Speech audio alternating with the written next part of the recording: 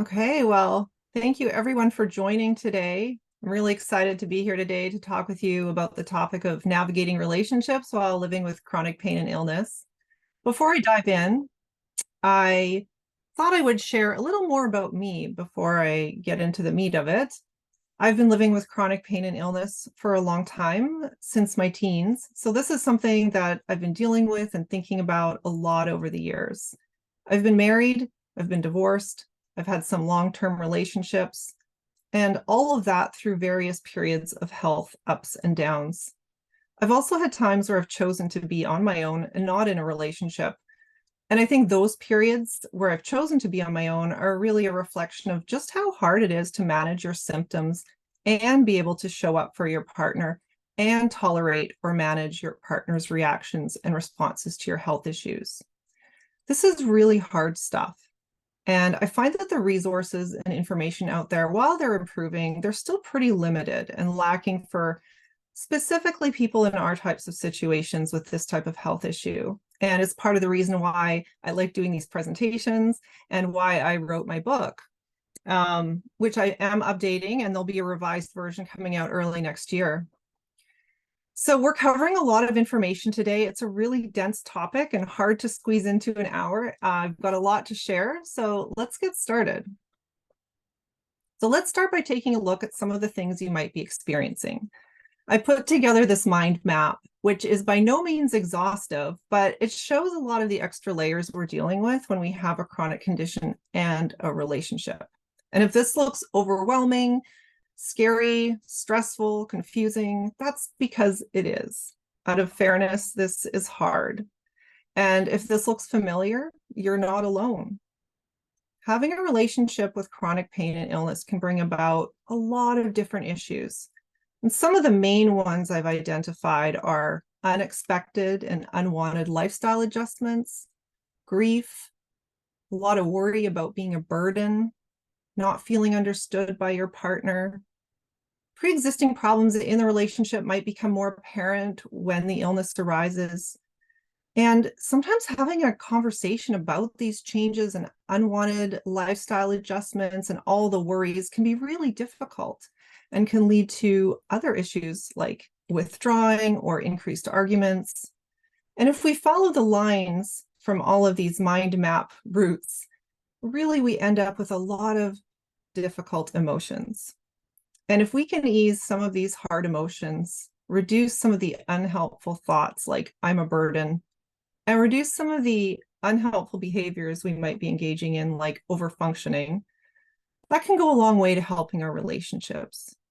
So this topic, even this mind map, might bring up a lot of feelings: overwhelm, fear, dread, hopelessness, might even bring up some guilt or inadequacy or shame. And of course it would. How could it not? I think anyone in our situation, in this situation, would feel that way and have some of these feelings really normal. So this is our starting point today. Chaotic, messy, scary. We're going to look at how to bring some balance and calm to this picture. There are things you can do to mitigate the hard times and the difficult emotions, which is what we're going to talk about today. So by the end of the hour, you'll have some idea of how to break this down into manageable pieces and how to start working on the things that you can do to impact and improve, nurture, and maintain your relationship, all while staying in your energy envelope or training zone, or whatever term you like, that indicates that you're functioning okay and you're not pushing too hard. So when you first become sick, it's not unusual for your partner to be empathetic and supportive and willing to help. That'd be really, really common. Often you might both believe that this is something temporary that can be resolved. But when acute conditions become chronic, and especially if it's been difficult to get a diagnosis, there's no end in sight, problems start to arise. And some of the common statements I hear from clients who are in relationships and facing their chronic conditions include, I'm too much of a burden for my partner. I'm holding them back. Things are going to fall apart because I can't keep up my end of the relationship. We can't be happy or have a fulfilling relationship if I'm sick. I should break up with them because I can't manage both the relationship and my illness. My partner is going to leave me because of my illness. So when illness and pain don't resolve, your relationship might start to feel a little less solid, and you may start to experience fear that your partner will leave. Or perhaps you contemplate leaving yourself because you believe it would be easier on both of you. And these would all be really understandable responses in this case. And again, if that's you, you're not alone in this. I know I've had all of those thoughts, at least at some point in my life, if not many times. And that's why we're here today. And just on a side note, all of this relationship stress and uncertainty comes on top of you grieving your own losses and adjusting to what's happening in your body now. So, and I like to say this a lot, out of fairness, this is hard. So when you make a commitment to your partner, whether through marriage or cohabitation or otherwise, there's often a specific or implied message of we're going through this together in sickness and in health. But I don't know how many of us consider the sickness might come in the form of a chronic condition with no end date, particularly if we're still young or relatively young. I think we envision taking care of our partner later in life when we're in our retirement years, or perhaps at a younger age, but we're going through something acute like a bad flu or an injury. When I got married myself, having sickness mean a chronic condition that started at a young age and didn't have an end date hadn't even crossed my mind as a possibility. So I never expected the health problems I had at the time I got married to continue, let alone worsen. I also had no idea just how much my condition would impact my partners over the years, and that was hard for me to understand. So there were just so many unknowns at each step and every turn, and this is the difficulty and the reality of chronic health issues. So let's talk a little bit more about how illness impacts relationships. First of all, there can be significant differences in relationship outcomes depending on which partner becomes ill. Studies have been done on divorce rates in couples where illness arises, but most of these studies have been focusing on cancer and MS. So we have less information, or not really a lot at all, about this sort of conditions that we're looking at in risk groups. Also, these studies focus mostly on heterosexual relationships, so there are limitations in the information we have there as well. And in addition, I'm a cisgendered heterosexual white female, so my personal experience is limited to this view. And I just wanted to let that be known. So let's look at what the studies tell us. When partners leave a relationship due to illness, it's more often men that leave and not women. According to a 2009 study published in the journal Cancer, the divorce rate was 21% for seriously ill women and 3% for seriously ill men. So the control group divorced at 12%. So this suggests that if the disease makes husbands more likely to leave, it makes wives more likely to stay, which is interesting. There seems to be a difference in the marriage relationship outcomes for same-sex relationships. So overall findings suggest that same-sex couples may experience less stress around illness and caregiving and be more likely to receive the kind of care they desire, regardless of the gender. But more details really aren't readily available, so we're limited there too. And that's the what of what's happening, but let's look at why this is occurring. When one partner becomes ill, the other one will generally, at least at first, take over and do some caretaking. But this is where things start to become tricky. All caregivers are not created equal, and a lot of this has to do with sociocultural influences. The first one being gendered expectations. So when relationships are affected by serious illness, it can bring existing gender inequalities to the surface. We think we've come a long way with these gendered expectations about household work and caregiving, but in reality, a lot of that still rests on women. Women are the ones who primarily maintain the home and family still. Obviously, there are exceptions, but generally when a woman gets sick, it can really reveal the extent to which men feel entitled or used to a certain level of household and housework. But they may also have no concept of how to be an efficient or effective caregiver because men haven't learned how or had to be. And another thing that men and women interpret what caregiving looks like very differently. Men and women interpret what caregiving looks like very differently. Men view illness as something to fix, a problem to be solved. They're more able to attend to acute things like taking you to a doctor's appointment or the emergency room, urgent visits, picking up prescriptions, but they struggle with other caregiving tasks like emotional support and housework and childcare, sort of the ongoing daily tasks that aren't solvable problems. So this means that women often continue to do more than they're able to in those areas. Sometimes we overcompensate out of guilt, obligation, or because we feel like a burden, so we feel like we need to work harder. And when we can't or we don't continue with these tasks, problems start to arise and conflict comes about. So women also continue to provide a significant emotional support to their male partners, even though they themselves are sick. And women may not also be receiving that same emotional support in return. Then we have family and societal myths and cultural expectations. So these gendered expectations that we just discussed are influenced by family, society, and the culture we live in. You know, we hear messages like, oh, men just aren't good at housework and men aren't as good at taking care of the kids. I don't know. I've certainly heard men refer to taking care of their own kids as babysitting. And, you know, I think that just goes to show that that's part of our culture. It's changing, but I still hear it happen. These have been our cultural messages, and caregiving is still often seen as women's work. I know, you know, when my mom died, I was about 20 years old and I was in university, I was starting my own life, and my aunt asked, oh, will you be taking care of your father now? You know, with the message that, oh, a man needs a caretaker. Meanwhile, he'd been taking care of me and my mother up until then. But it was just interesting to me that my aunt assumed that he would need a woman to take care of him after my mom had died. So just an example of how that shows up in our day-to-day life. Women are simply expected to do this work, while men receive much more recognition and appreciation for caregiving they do. And they're more likely to be let off the hook when they decide maybe it's too much or they can't manage it. So research shows that men benefit hugely from female caregiving.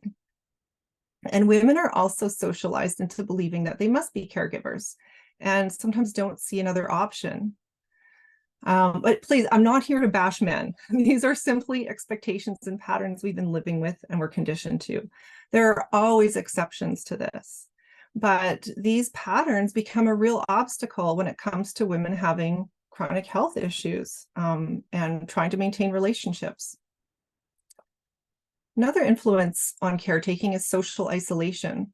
So a man typically relies on his partner as his main confidant, his best friend. And when his partner's sick, he can find himself in a downward spiral of isolation. His job of caregiving grows even tougher in the absence of previous emotional support that he used to get from his partner. So whereas women may tend to turn to friends and family, support groups, counselors for help, men tend not to do this, which furthers their feelings of isolation. We have the stress. Men may be less equipped to handle and tolerate the emotional pain and frustration that comes with the situation. Many men never learned the tools for emotional regulation, and they're more likely to repress or avoid difficult feelings. And this becomes more evident in stressful situations.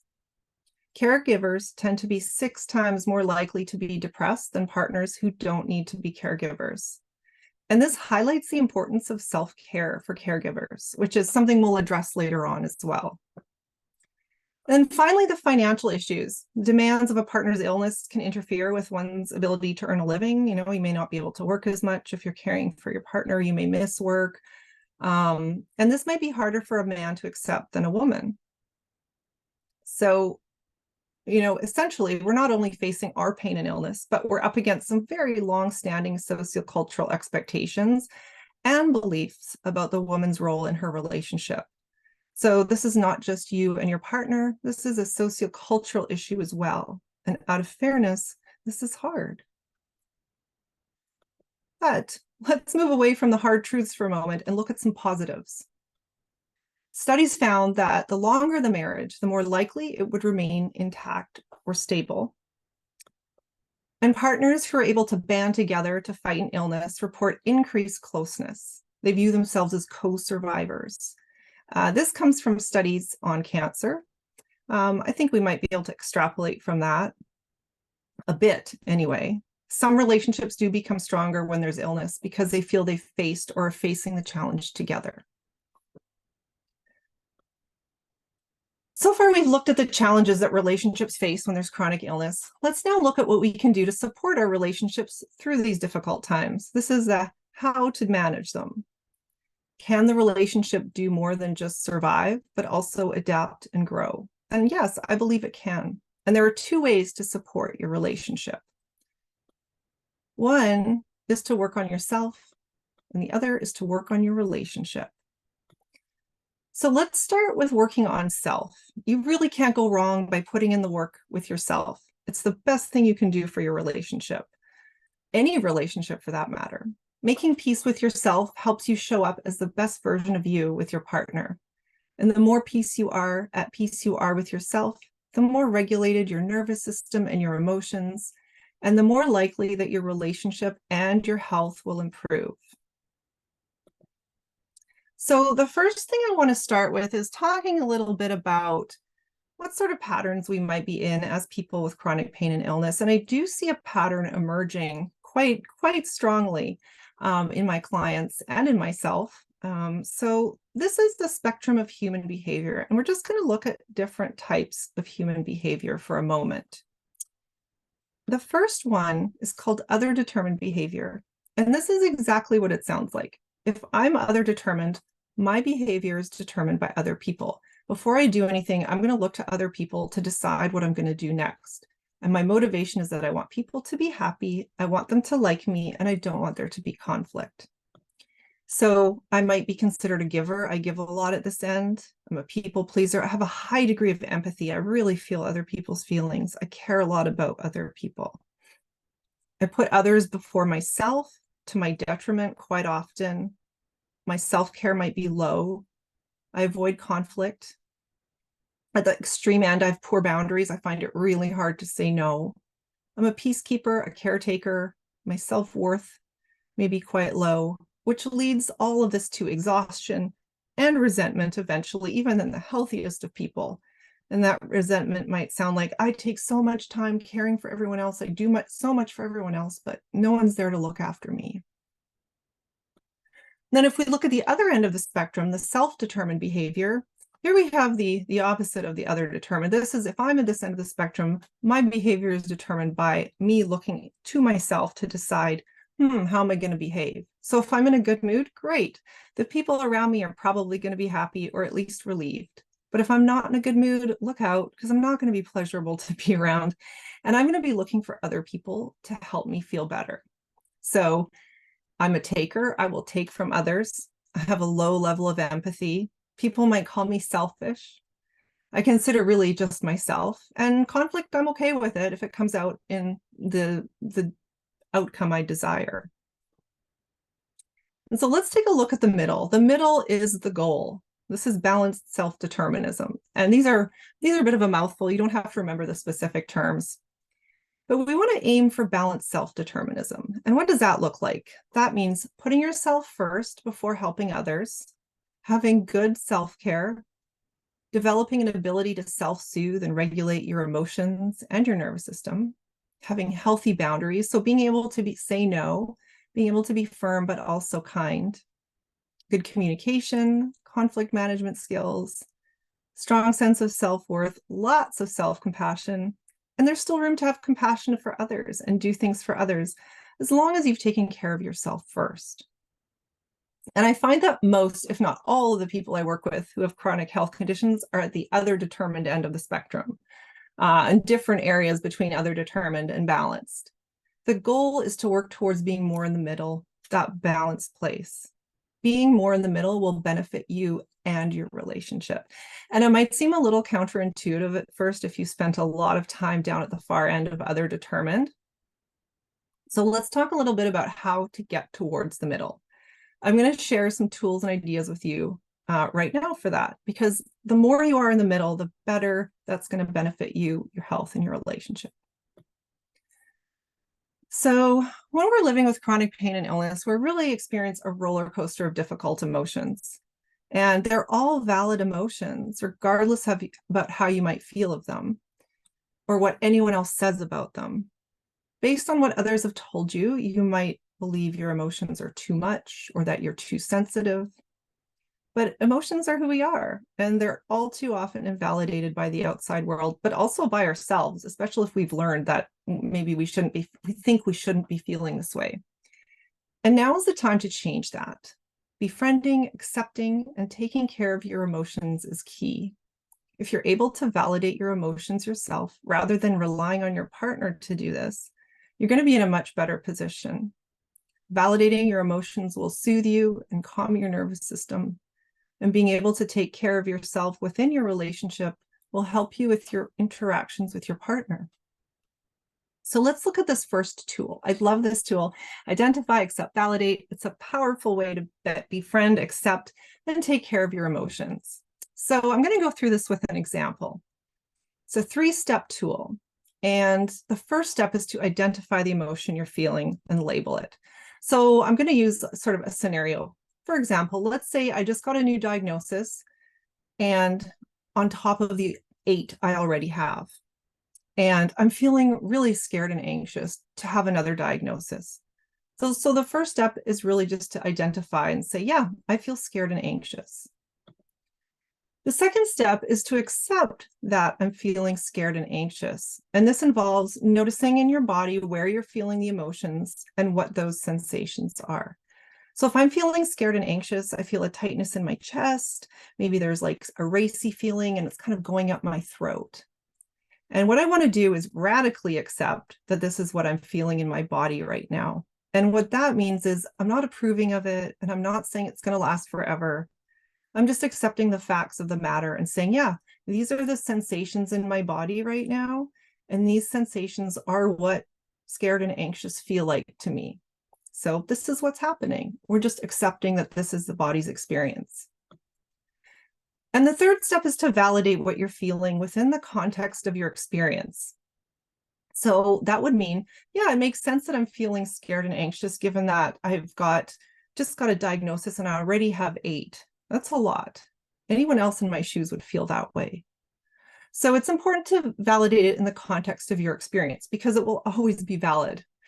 It may not make sense if I say to someone, oh, I just got a diagnosis of, let's say, something mild, like I have a wart on my toe. And I'm thinking, but having another diagnosis has just put me in this highly scared place because I'm so overwhelmed with all my other ones. If someone had said to me, oh, I have a wart on my toe, most people would say, well, why are you scared and anxious? It doesn't make sense. But within the context of your experience, if you're already struggling so much with your health, having one more thing piled up on top of that, then it really makes sense. So it's important to include the context in your validation. And I'm providing a whole lot of handouts for you after today. And this tool is going to be included in the handouts. So you'll have the formula for this. Okay, so we have the identify, accept, validate tool. The next piece is radical acceptance. So I referred to that within that previous tool, but let's talk about it a little more because I really like radical acceptance. It can be really helpful, not just when it comes to emotions, but also situations, your illness, and your partner. What it means is you're simply accepting the facts of the situation as they are. You're not wishing they were different. You're not trying to ignore them or deny them or try to push them away. We're simply acknowledging what is. So that might sound something like, I have a chronic health condition and my partner and I are arguing more than before I became sick. Just the facts. This is my starting point. And we want to do this because we don't want to wait to get to a better place to do something about our challenges. We don't want to say, oh, when I feel better, then I'll do this. We want to say, this is where it's at. This is my starting point. Now what? Changing requires acceptance first, and not accepting leads to more suffering. So we're actually reducing suffering by acceptance. The next one, I'm a huge fan of self-compassion, and even just simply the phrase, out of fairness, this is hard. Compassion regulates emotions and the nervous system. And it's important we have compassion for how hard the situation is to be in a relationship with chronic pain and illness, because it is hard. The next thing you can do to work on yourself is set boundaries. It's really important that you're not pushing yourself to still do things that your partner previously expected of you if it's too much for you, like caregiving and chores. It's time to start over-functioning, or sorry, the opposite. It's time to stop over-functioning and to start saying no. And this is a lot easier said than done. I understand feeling like you have to do whatever you can not to be a burden or to make your partner stick around. So setting boundaries may seem counterintuitive, but your health must come first. Please don't sacrifice yourself for your relationship. And the key with boundaries is we can't rely on others to remember them and adhere to them. It's up to us to set, maintain, and enforce them. And I like to say even, these boundaries are for myself, even though they involve someone else. I need to be accountable when it comes to maintaining them. I can't rely on anyone else to remember and adhere to them consistently. The consistency is up to me, so that if someone's not sticking to them, I can say, hey, remember that thing I asked you for? Would you be willing to do that? The next one is asking for your needs to be met. So all of these things are struggles we have when we're at that other determined end of the spectrum. So we all have needs, but sometimes we feel like we're not allowed to have them, especially if they're inconvenient for other people. Feeling like you're not allowed to have needs is, really common for people pleasers. So I'm going to be providing a tool later on in the work on the relationship section called a feedback formula, which you can use in order to ask for your needs to be met. I can't tell you how much I love this book, The Art of Extreme Self-Care by Cheryl Richardson. She actually has a chapter called Let Me Disappoint You, and it's all about learning how to be okay with disappointing others. She talks about being willing to let go of your high standards and give yourself permission to put yourself first and not take any care of anyone else for now. It's a really easy read. It's not a dense book, and I've listed it in the resources, so that's one of my favorites.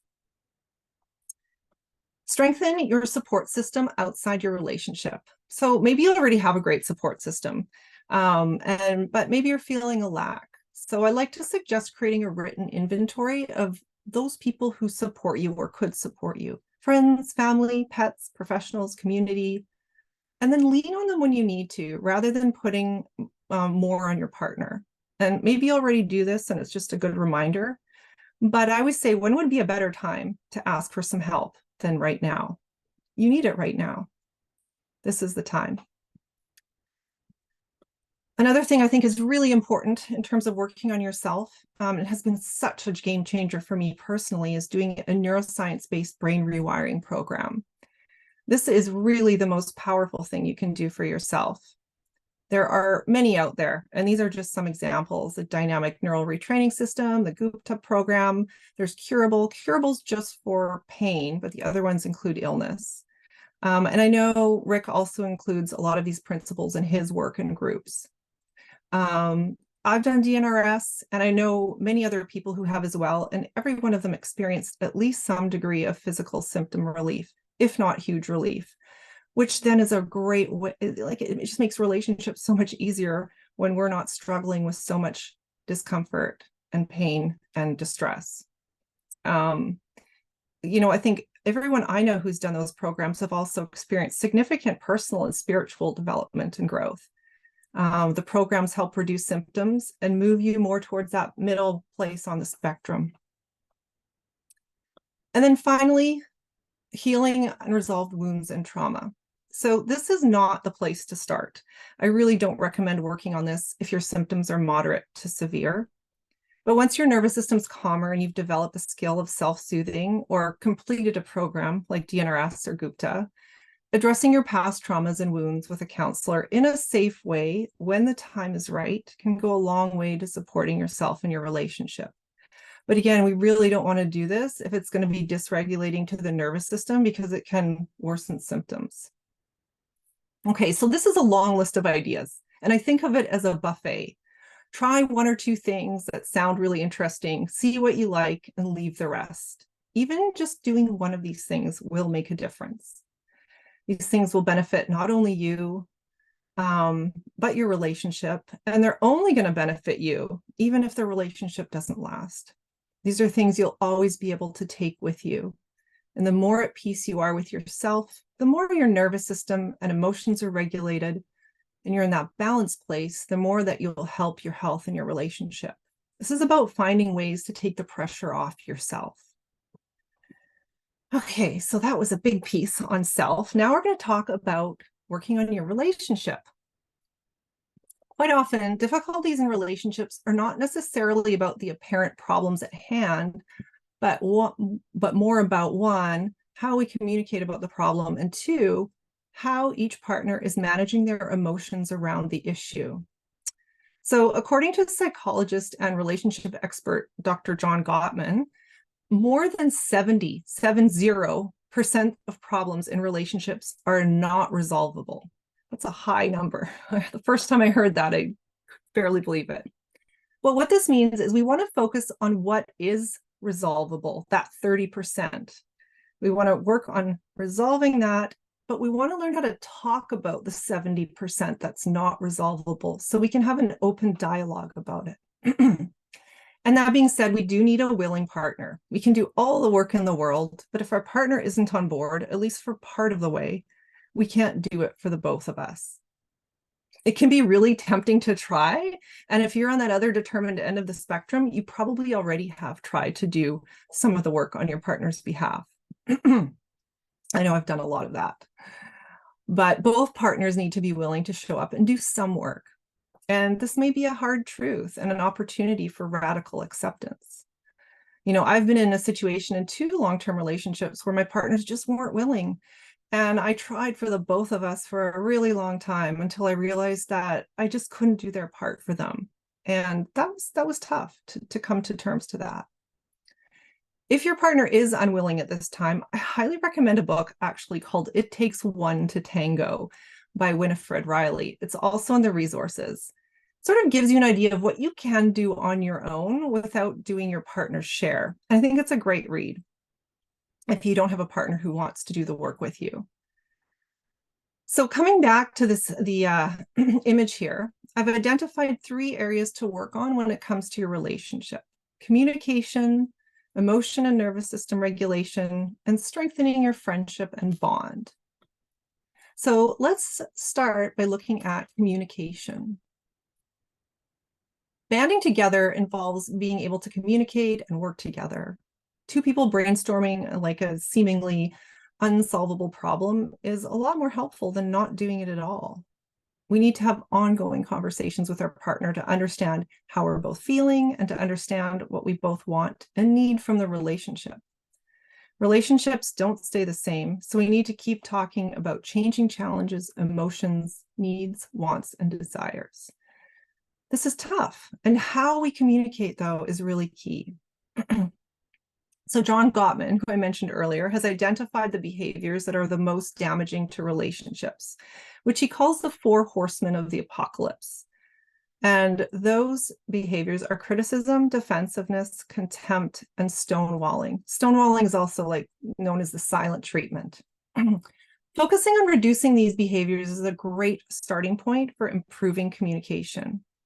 I'm not going to delve too much more into each of these, but you can take a little quiz on his website and find out more about what your and your partner's 4 horsemen are.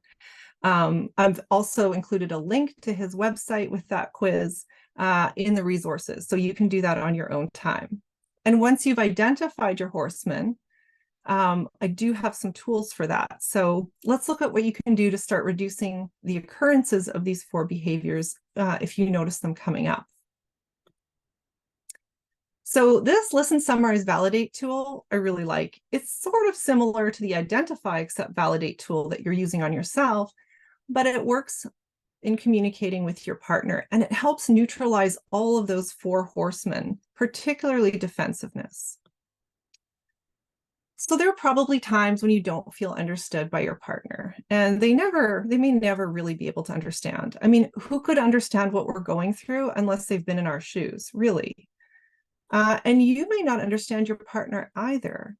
how could you if you hadn't been in their shoes, being in a relationship with someone who has a chronic illness? The cycle where both partners don't feel understood often leads to each of you trying to drill into the other person what you want understood. Meanwhile, no one's listening because you're too busy trying to be heard. And it can be really hard to hear how your partner feels, but them having a hard time with your condition doesn't necessarily mean that they're going to leave. This listen, summarize, validate is a nice way to acknowledge your partner and acknowledge that this is not what they signed up for either. We're going to start by taking initiative and showing them listening and understanding first. Once your partner feels heard and understood, this is going to open up space for them to do the same for you. They're going to be more willing to listen once they feel that they've been heard. So let's look at this listen, summarize, validate tool. And I'm going to use another scenario. Let's say I can't go out much. My partner and I made plans to go to a concert months ago. And we've really been looking forward to this for months. We're so excited. And the day of the concert arrives and I'm not up for it. I'm not well enough to go. I'm out of my energy envelope and I have to cancel. And my partner is upset. And he is saying, you always cancel. We can never do anything together anymore. This is so frustrating. My first thing I'm going to do, I'm going to listen. I'm going to listen to my partner without interrupting. And I'm going to try and take it all in as if I'm observing in a lab almost.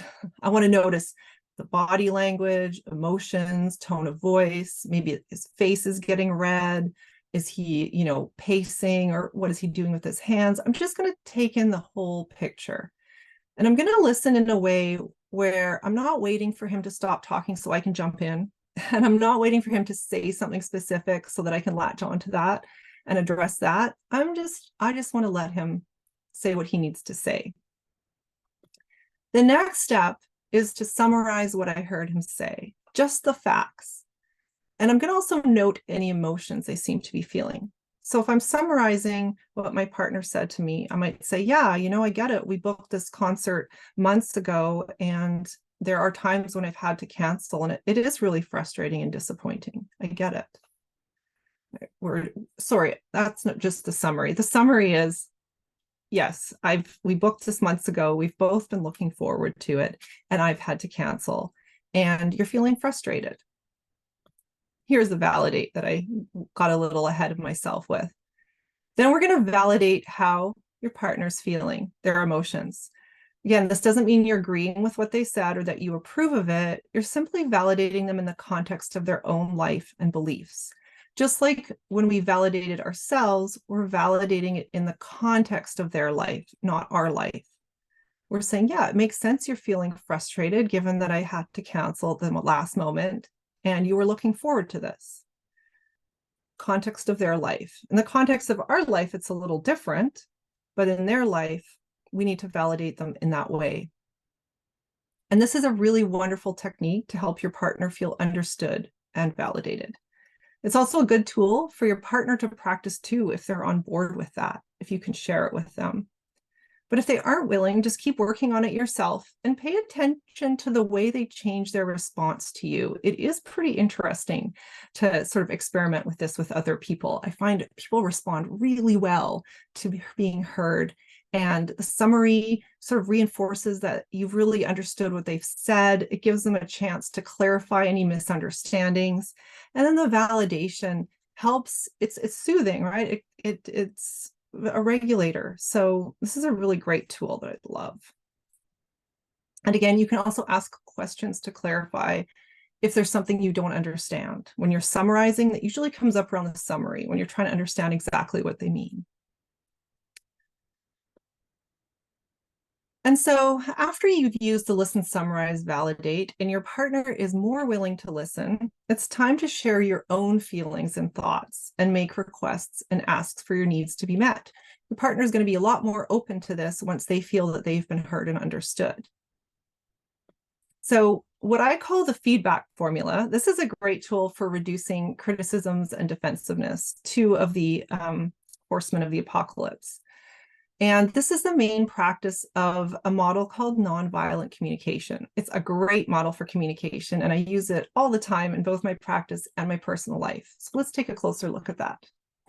Maybe you've already seen something like this before or come across something like this. So let's take a look at it. It's got 4 parts. And the first part, we want to describe the behavior that's bothering us. So, and we want it to be as though if a camera was filming it and a third party came along, they could say, yes, that happened. So we want to avoid words like always, never. We want to avoid characterizations like lazy or mean. We want it to be the facts. So in this case, I might say, when you said, I always cancel plans at the last minute, because my partner said to me, you always cancel plans at the last minute, and that really hurt. So I'm going to use that as the basis of this feedback formula example. The next step is I feel, and you list 1 to 2 emotions. We want to keep this really simple. So for example, I felt guilty and sad. And then we're going to list our needs. What do I need? Like, what is it that's leading me to feel this way? Well, I need to feel understood, accepted, and connected. And so I'm going to say, yeah, when you said, I always cancel plans at the last minute, I feel guilty and sad because I need understanding, acceptance, and connection. And the last step is to make our request. This is an invitation. Our partner can say yes or no, but it's our opportunity to ask for our need to be met. And here I might say, would you be willing to make a backup plan next time so that if I have to cancel, you have an alternative? You have someone else who might go in my place. The key I will say here is the wording is really important. It's really tempting to put you make me after the behavior. When you say X, Y, Z, you make me feel, we want to avoid that you make me and just say, when you, I feel. And then the request, would you be willing to? That wording is really key as well. It's more empowering for the person to answer that with would you be willing to, instead of, oh, can you, for example. Use this formula for one issue at a time and break larger issues down into small, manageable pieces. Your partner can't read your mind or know what your needs are all the time. So this is a kind way to communicate things. Use it regularly to communicate complaints so you don't end up holding them all in until you explode. When you do this, complaints tend to come out as criticisms if you hold them in for too long. And as we know, those of us who tend towards people pleasing, we hold in our complaints until we just can't hold them in anymore. And this is also a great tool to share with your partner if they're willing to use it. Nonviolent communication leads to a greater understanding of each other, and it leads to more empathy and compassion in the relationship and strengthens it. And it also gives your partner a chance to state their needs in a way that you might be able to hear them more easily. And our partner's needs do become overshadowed by illness sometimes. So this could be really helpful in that regard. If you're interested in this nonviolent communication, I really recommend really any resources, but the book Nonviolent Communication by Marshall Rosenberg, it's in the resource list, and it's not a thick book, and it gives you a lot more detail and examples and explains the theory behind this style.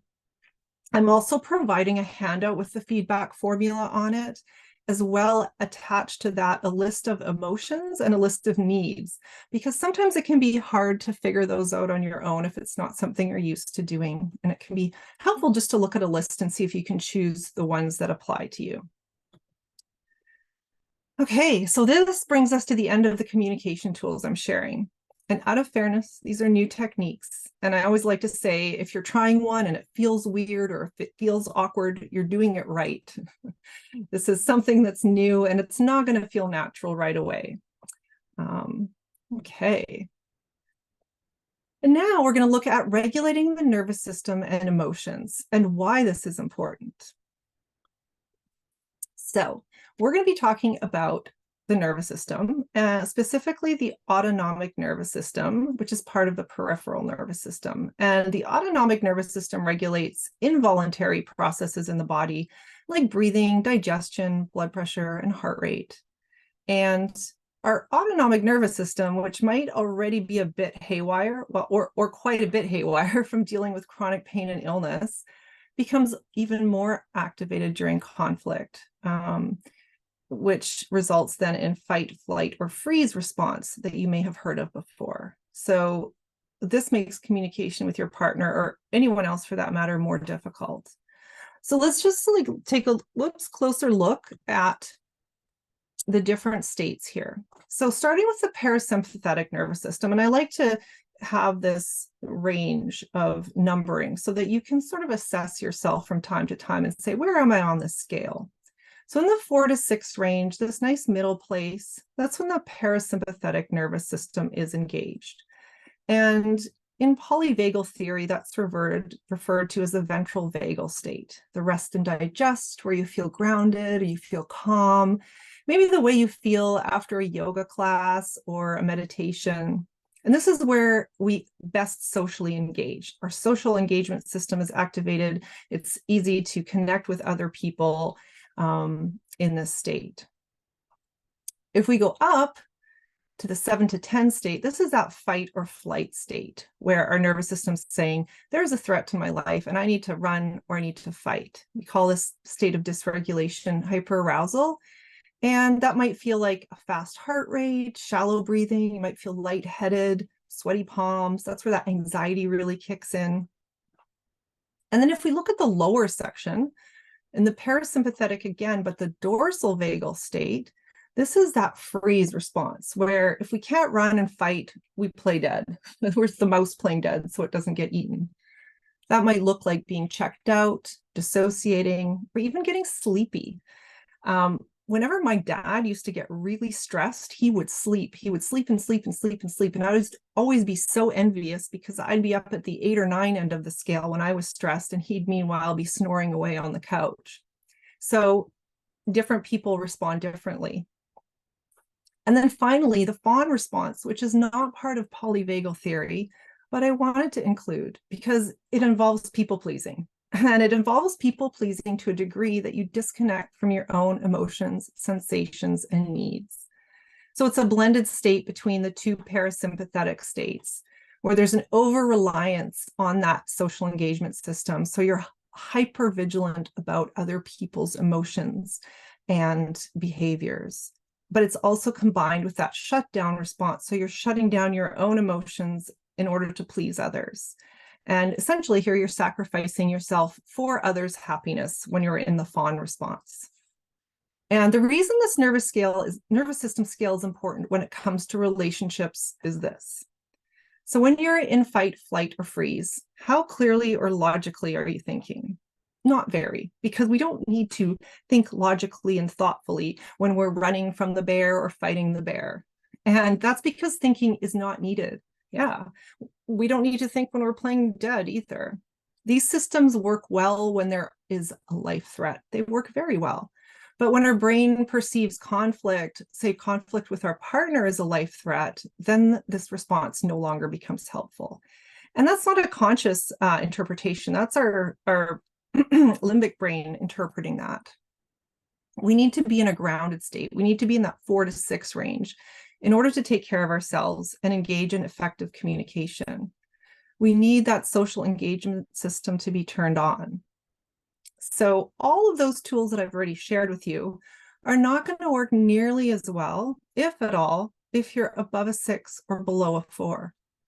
The more time we spend in that 4 to 6 place, the better the better for our relationship, our emotional regulation, and our physical symptoms. I always find that my physical symptoms are least strong when I'm in that 4 to 6 range. And this is not easy. It's going to take practice. Conflict and strong, uncomfortable emotions, which we don't know how to soothe, will dysregulate us. Your job will be to build the muscle that helps you tolerate the tension in your relationship and to start practicing self-soothing and bringing yourself back to that 4 to 6 range over and over again. So you become an expert at bringing yourself back to that 4 to 6 state.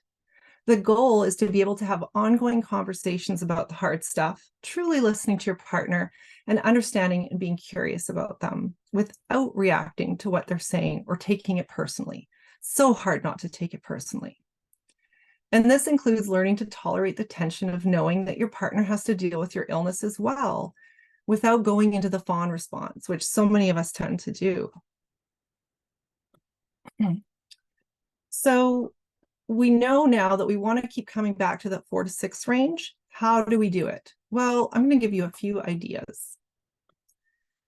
Deep breathing with longer out breaths than in breaths, particularly combined with movement. So for example, inhaling and raising your arms, exhaling and allowing them to drop, or slowly bring them down.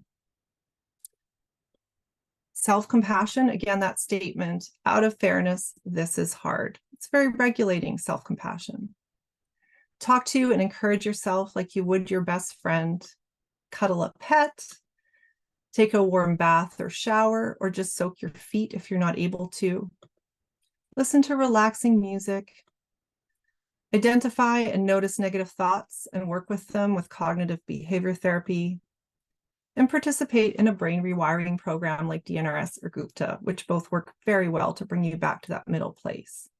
Practice this self-soothing regularly and not just when things are difficult, because this will make it easier to use those skills in the harder moments.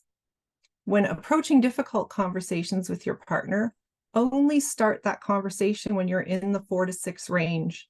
And if your nervous system is going out of this range and you can feel it, take a break and come back to the conversation after you regulate and soothe yourself and bring yourself back to that middle place.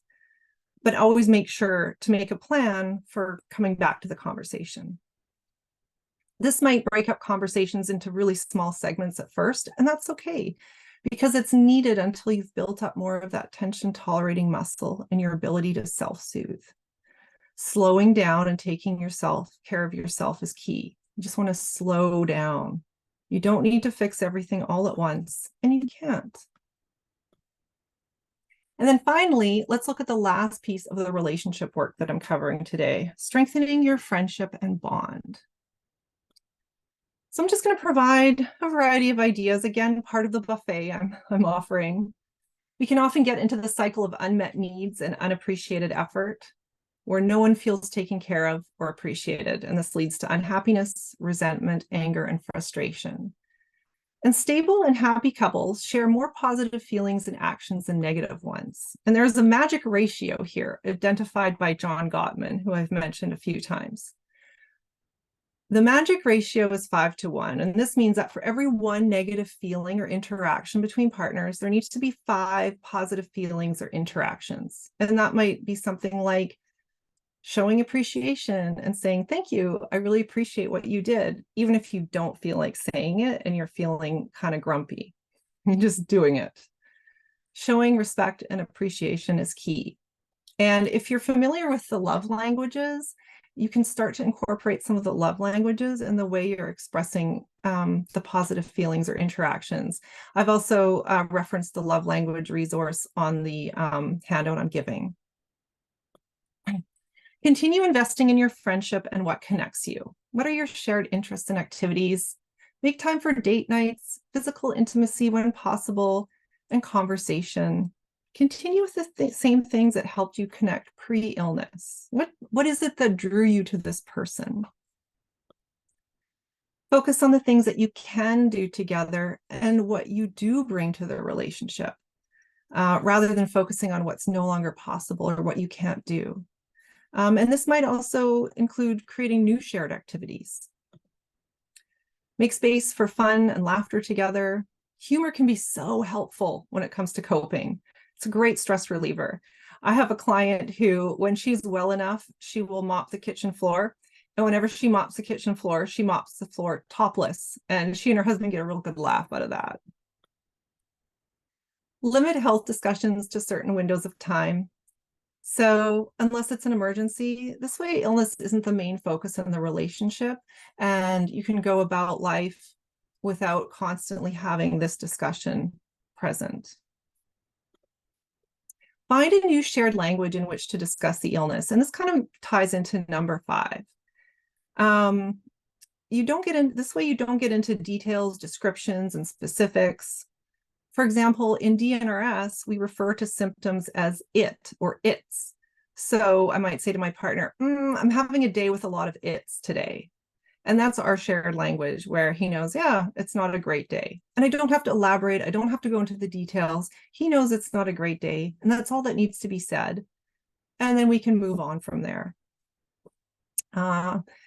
We just want to avoid talking about symptoms too much so they don't overshadow other aspects of the relationship.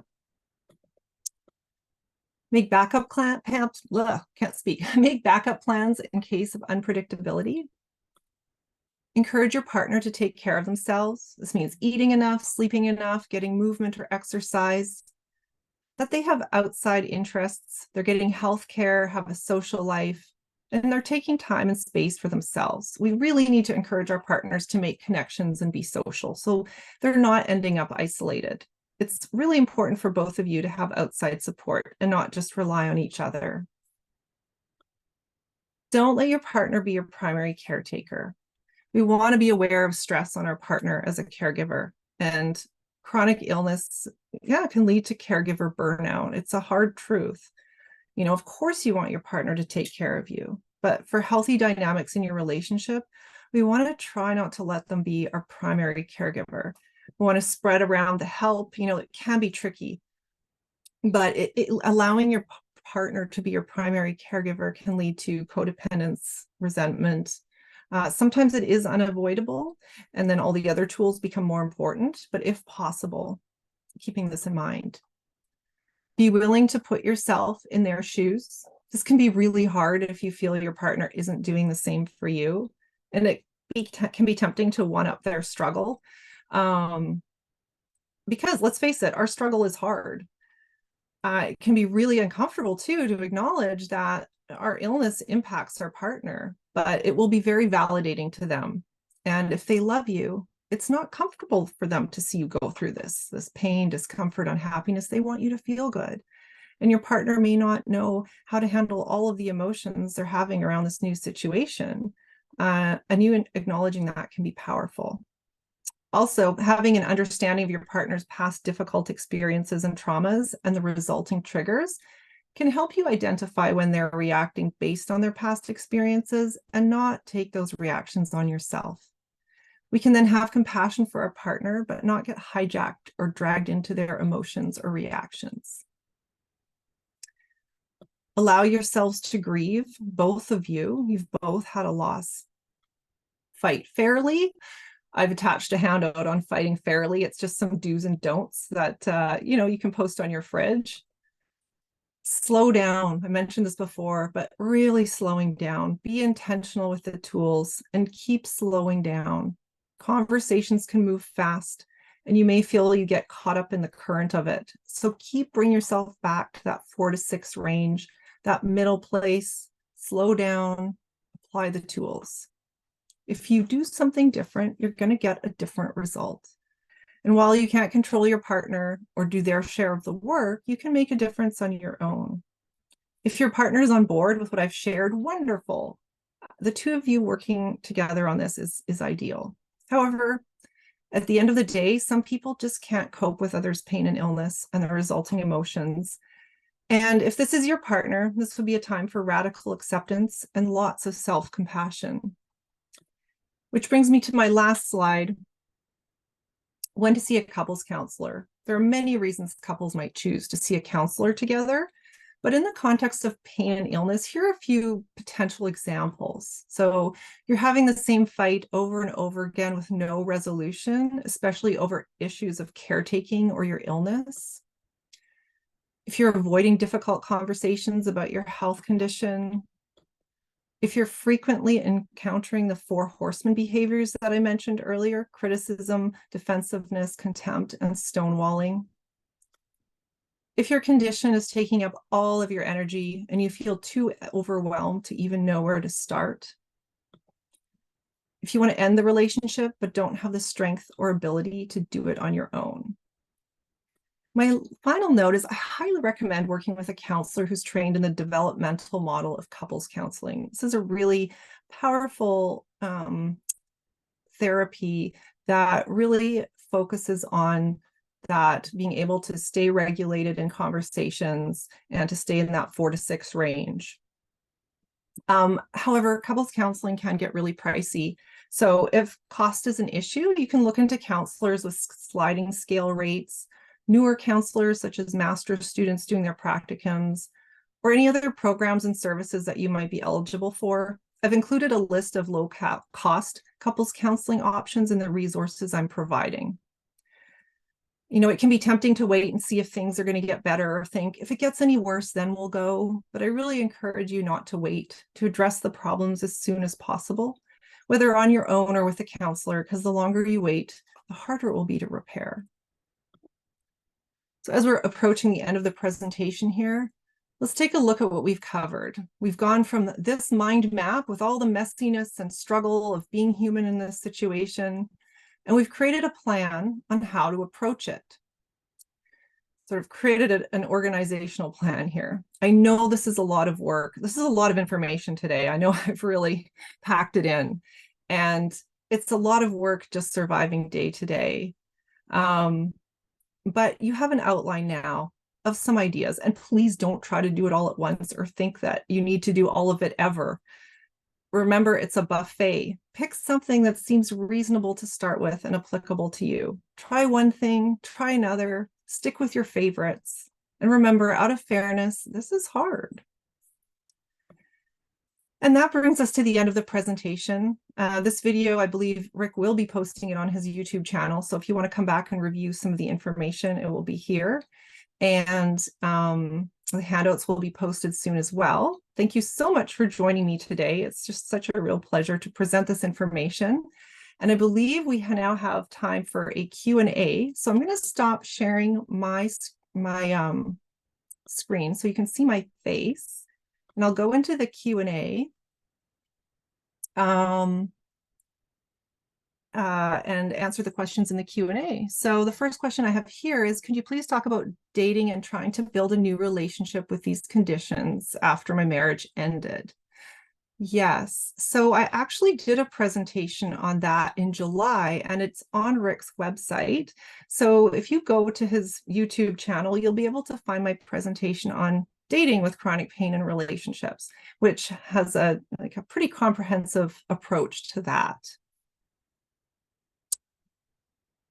Relationships in this context include not only with my partner, but also our kids. I'm not quite sure what context that is. This presentation was really about relationships with your partner, but a lot of the tools you could use with your kids as well, such as listen, summarize, validate. That one works beautifully with kids. The feedback formula. You know, if you're struggling with your kids yourself, identify, accept, validate with your kids for yourself if you're struggling with them. Next question is, what happens when they're tired of hearing our complaints? Yes. Here we have a couple of things. Again, validating them and saying, yeah, I know you're tired of hearing my complaints. I get it. It's hard to listen to every day. And then thinking about that shared language. How can you let them know that you're having a rough go without having to talk about it in specifics?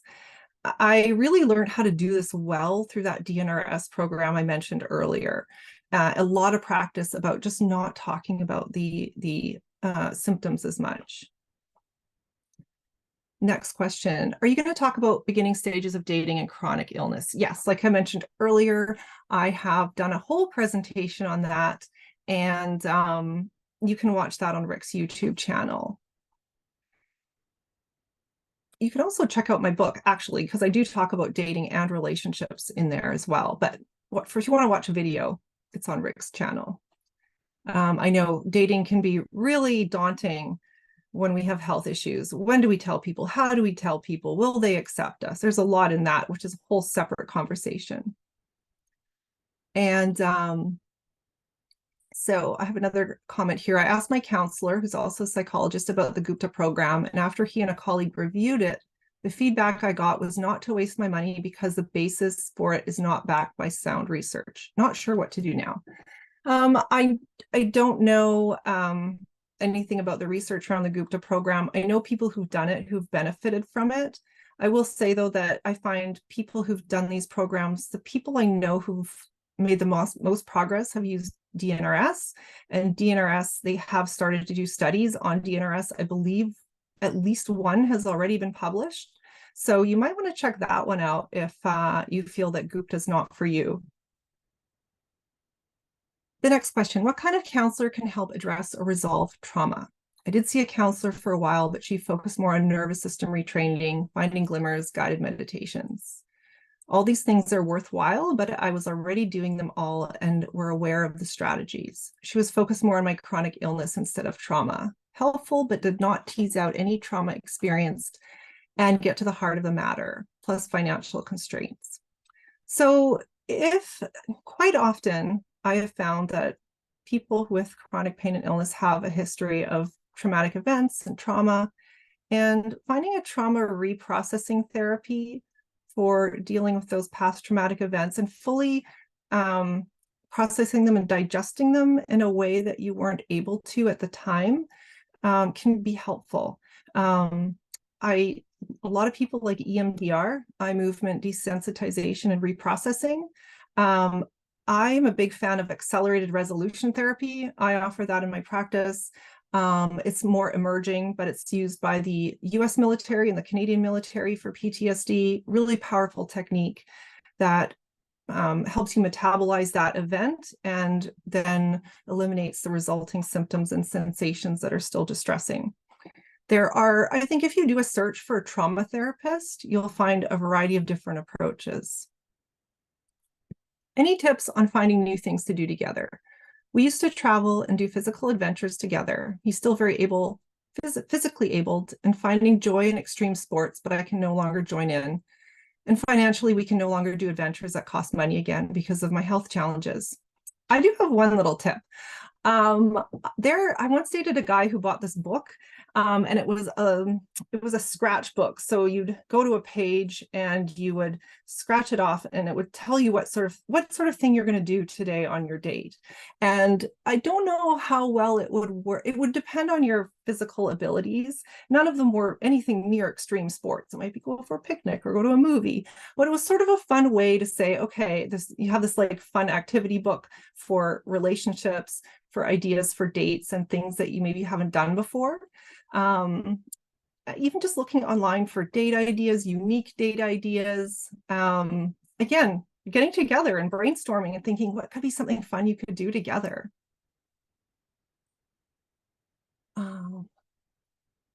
My wife and I immigrated to Canada on our own. We have no family here.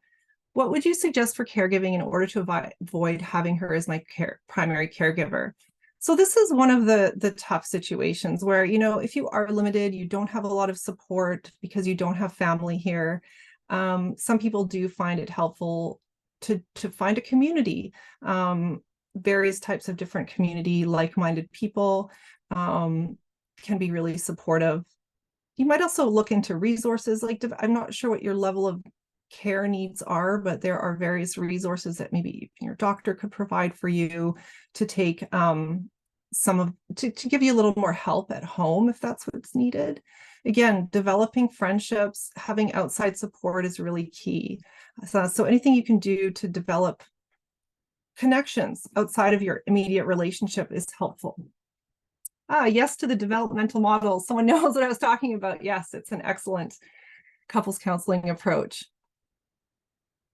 You initially acknowledge that so much conflict in relationships comes from learned sociocultural behaviors. How can the techniques you shared with regards to communication, self-care, and nervous system regulation have long-term effects without a significant cultural shift? Living in a patriarchal society is re-traumatizing on the daily, even if you're not a woman in a relationship with a man. In my experience, self-empowerment from working on yourself has a pretty hard limit when we're faced with repeated invalidation from medical professionals as well as our partners. We can't deep breathe ourselves out of oppression. How do we integrate trauma-informed, systems-aware beliefs into these techniques? And that's a really good question. And the truth is, yeah, we can only do so much on our own. The world we live in is the cultural influence is strong. And again, I say out of fairness, this is hard. This is something that we're up against. And we can do our part. We can, I think it's possible to have that freedom and that empowerment in our own space, but quite often if we're outside of our own space, we're confronted with it again. And yeah, it's hard. And that's why I say this is hard. This is not an easy thing. And that's why so many of us are struggling in relationships. Again, the question about not letting your partner be your primary caregiver, what would you suggest instead? Relying on people, finding people to lean on, whether it's friends, community, different groups you might be part of, people you meet. I realize that's hard because it's hard to meet people when you're chronically ill. And so that takes some creativity, some brainstorming with your partner, looking at additional resources. What are your caregiving needs and who might be able to meet those outside of your partner? Is there a way to reduce your partner's load and not take it away completely? It's a big conversation. So unfortunately, I don't have a quick answer for that. And it might involve some creativity and imagination as well. Again, this is hard. This is not easy. Dr. Rick mentioned last week about being sure to engage in serotonin-producing activities. I'm struggling with that and fear that this triggers PM mental and physically, even though I have for the most an appearance of normalcy. Looking forward to future improvements. Yeah, serotonin-producing activities are really helpful. And they're not always easy to do. If you are physically uncomfortable and in pain, doing something that's serotonin producing might really feel like a drop in a massive bucket, that it's not doing anything. But I really recommend just keep trying, just keep doing it. It might feel like you're throwing all this energy into a dark hole, but eventually it will pay off. And sometimes we're not necessarily doing these activities to stop the suffering. We're doing them because we're suffering. Again, self-compassion is really key. If you can even just, serotonin can be produced with self-compassion. It's so regulating. Out of fairness, this is hard. And you can say that to yourself if you're struggling, having struggles engaging in those serotonin producing activities. Out of fairness, this is hard. There's some thank yous. I'm so glad to hear that people have enjoyed this presentation.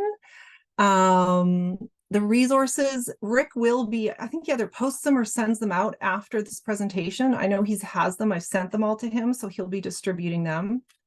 Is Rick Dr. Arsenault? Yes, Dr. Rick Arsenault. Is it reasonable to use the nonviolent feedback formula on difficult bosses? Yes, absolutely. You can use it with anyone. It works really, really well. Idea on how to handle another's anger at a boundary I just set. Believe set quietly respectfully. Anger is a tricky one. I generally say if anger is involved, whether you're feeling angry or your partner's feeling angry, the only thing to do is remove yourself from the situation until you're both back into that 4 to 6 range.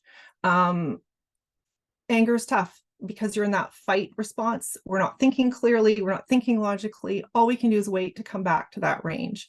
So perhaps establishing beforehand with that person that if their anger becomes above a 6, you will leave the room and you will come back when they are more regulated, if you're able to have that conversation.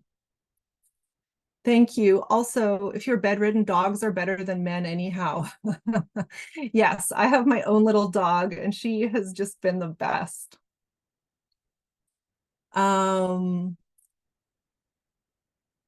As the person living with illness, my husband feels a lot of guilt that they're not doing enough or they're the cause of my health issues, even though I never blame or imply it's his fault. How can I encourage him? Honestly, I would start with that, listen, summarize, validate his concern and say, yeah, you know what, you're feeling so guilty and you feel responsible for my health. And I get why you might be feeling that way, given, your beliefs or the circumstances we're in. I would just start with that, validating him, and then move on to the encouraging. But first, let him know that you hear and you understand. We are trying really hard to do new activities together, but any tips to get over the resentment I shouldn't have when my husband can go off and do big bike rides and other fitness activities? We used to be workout partners, go on trail runs up mountains, hikes to beautiful spots, long bike rides, open water swimming, 2 to 4 times a week. I'm happy for him, but feel so sad for myself. Yeah. And that's where the grieving comes in, right? There's so much grief around losing that. I know what that's like to lose the ability to exercise and be so active. And it's really quite devastating. And again, I don't know if you need to get over the resentment, but that's a great opportunity to use that identify, accept, validate tool and say, you know what, I'm feeling resentful. And resentment feels like maybe it's like a clenching in my chest or something in my stomach. And yeah, it makes sense that I feel resentful because I can't do the things that I used to be able to do and I want to do and my husband can. So the first step is always validating how you're feeling, not trying to get rid of the feeling, but just saying, yeah, I get it. And this is hard. And this is grief. And so just allowing that to be. Any tips on how a couple can navigate the search for a couples counselor if they're interested in seeing one? Yeah, again, I highly recommend starting with searching for counselors who use a developmental model of couples counseling. You can search that. You can search the Couples Institute, and they list counselors who are registered in that model. Psychology Today is also a really great, they have an online counselor finder tool that's really good. And I always recommend if you're going to work with a counselor, have a consultation with them before you commit to a full session. Most counselors offer like a free 15 to 30-minute chat or conversation or consultation.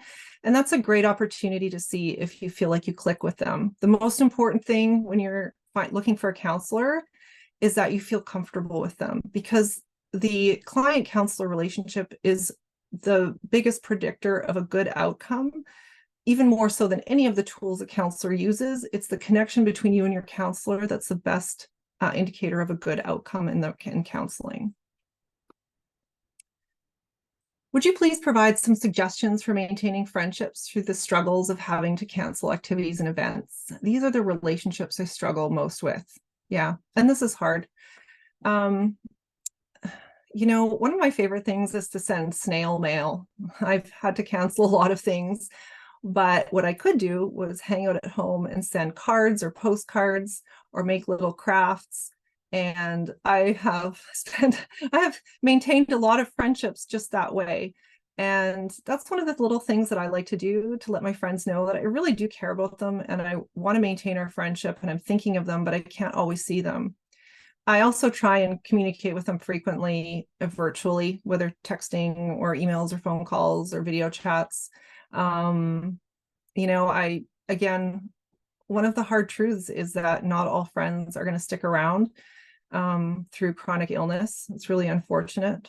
But, you know, there are those who will, and just doing what you can to make them feel, to help them feel appreciated and wanted. I want to go for counseling for a relationship. How the heck can we convince him we need a go-between? Yeah, that's a good question. And that's tricky. I think, you know, starting to use some of those communication tools with him, use the feedback formula, ask him if he'd be willing to go to counseling, use a listen, summarize, validate tool, practice your communication skills to see how he responds to you when you make a request like that. If that doesn't work, you may wish to see a counselor yourself to try and come up with some strategies on what to do next in your relationship. Regarding developing friendships, I've lost almost all of them due to insufficient energy to sustain friendship-related activities. Any tips on what to do in the early stages of a friendship in order to save it? Do you warn them about your condition? I always hide it. Yes, I tell people that I have, you know, I say I have a brain impairment or have some health issues. And I set expectations right away. People know right away, oh yeah, Kira likes to go to bed early. She needs to be done by then. They know I'm not going to go for a long hike. I do my very best to be me from the beginning so that I'm not, you know, what you're sort of describing is that people pleasing of sacrificing yourself for the other person. And so we want to start moving to that middle place, even when we're developing friendships, that middle balanced self-determinism place.